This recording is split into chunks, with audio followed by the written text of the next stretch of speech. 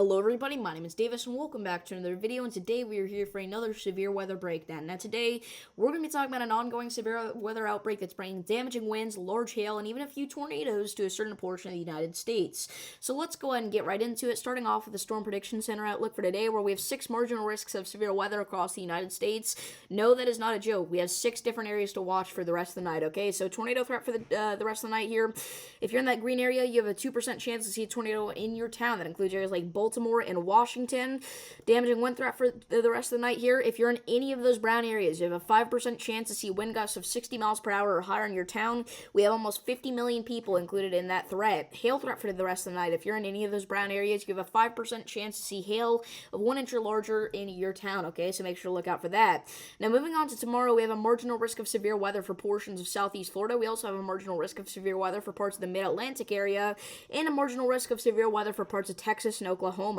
Tornado threat for tomorrow, we don't have one, but the damaging wind threat for tomorrow, if you're in any of those brown areas, you have a 5% chance to see damaging winds of 60 miles per hour or higher in your town.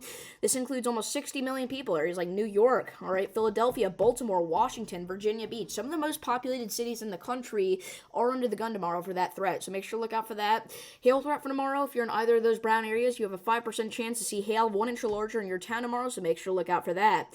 Now, moving on to Friday here, we have a marginal risk of severe weather for portions of the Central Plains, but it is too early to break down the threats that brings. So let's go ahead and move on to what the models are showing here for the next couple of days. So we can see this is right now, we got some strong to severe storms across parts of eastern Mississippi and far western Alabama.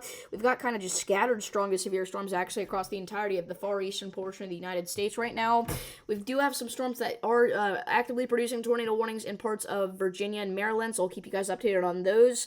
But as we go into later tonight here around 1 a.m., a lot of that severe activity actually moves out to the Atlantic here. And then we also see some stuff out here in portions of the Ohio Valley that could still produce some strong storms. But as we go into tomorrow morning around 7 a.m., we're really not talking about too much severe weather potential out there, right? So we go into about 1 p.m. tomorrow, we do see a few storms start to fire off in parts of the Florida Panhandle, Alabama, and Georgia. Then around 4 to 5 p.m. here, we can kind of see a couple of supercells maybe firing off in the Texas Panhandle and far western Oklahoma. But by 10 p.m. tomorrow night, we're pretty much done with everything, right? So going into Friday here, we can kind of see some sort of severe weather potential try to unfold out here in parts of the Central Plains, but right now the NAM's really not showing too much. Maybe some isolated strong to severe storms across parts of Nebraska and Kansas. So finally, watches, warnings, and advisories. All right, those hot pink boxes, those are your excessive heat warnings.